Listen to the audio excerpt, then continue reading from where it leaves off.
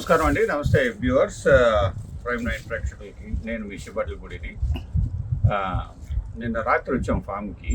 So ఈ మధ్యన చాలా రోజులు అయిపోయింది నేను ఫామ్ అప్డేట్స్ ఇచ్చి కదా.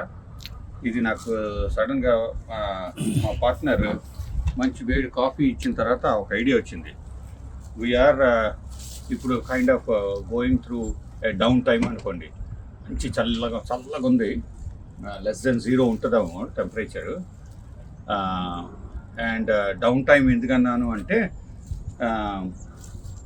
లాస్ట్ 2-3 వారాల్లో 8 మేకలు 4 గొర్రెలు చచ్చిపోయాయి. సో ఎందుకు చచ్చిపోతున్నాయి అనేది మాకు చాలా మిస్టరీగా అయిపోయింది అనమాట. అది హెల్తీగా ఉన్న గోటు చచ్చిపోతుంది. సో అన్నీ ఆలోచించిన తర్వాత the conclusion we came to was ఏంటంటే ఫీడ్ అంటే హే తీసుకొచ్చేసి, ఇదివరకు ఏం చేసేవాళ్ళు అంటే మా పనుడు ఉండేవాడు. వాడు ఏం చేసేవాడు అంటే తీసుకొచ్చి హే బయట ఉండేది తీసుకెళ్ళి పెన్లో వేసేవాడు. అయితే సడన్లీ వారం అంతా మేము బయటకు వదలట్లేదు అట్లా. ఎందుకు ఆడిక్కడ ఉండట్లేదు, మేము ఇక్కడ ఉండట్లేదు కదా అని చెప్పేసి. అయితే ఏమైంది, సరే ఫుడ్ సరిపోయట్లేదేమో అనుకుని మేము ఏం చేసాము, హే బెయిల్ ఉంటుంది, పెద్ద బెయిల్ ఉంటుంది అనమాట, దాన్ని హే బెయిల్ అంటారు. ఆ హే బెయిల్ తీసుకెళ్ళి మేము ఏం చేసాము, పెన్లో వేసేసాం.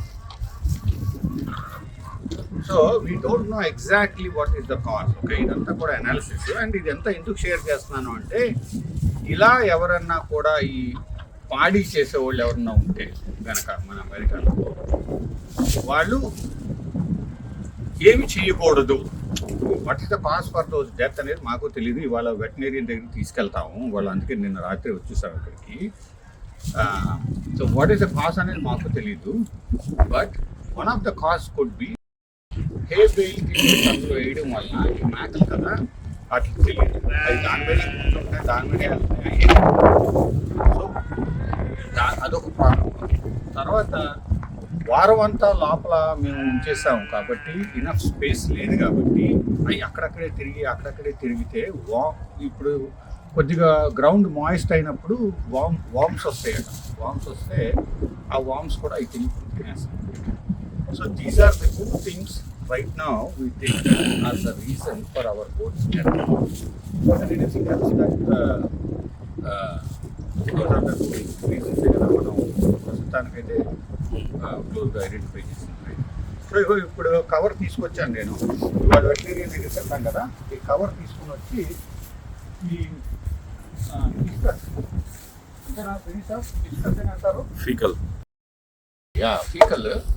ఏది వెటనరీయన్ దగ్గరికి తీసుకెళ్ళడానికి ఈ కవర్ తీసుకొచ్చాను. ఇదిగో ఇవి.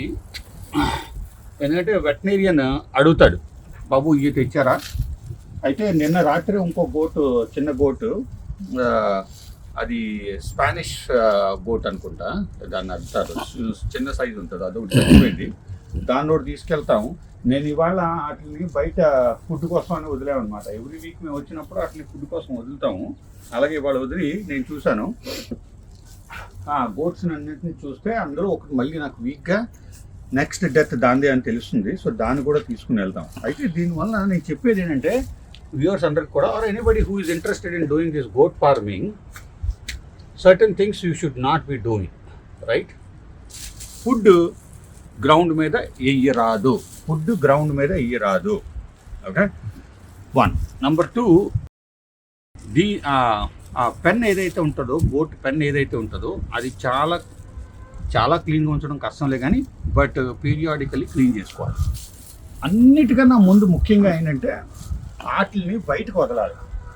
పీరియాడికల్లీ రోజు అట్లీస్ట్ 1 గంట బయట వదిలితే. ఎందుకంటే మేము లాస్ట్ ఇయర్, ఇప్పుడు మేము స్టార్ట్ చేసేది 2 years అయింది.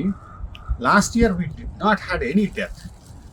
The difference between last year and this year is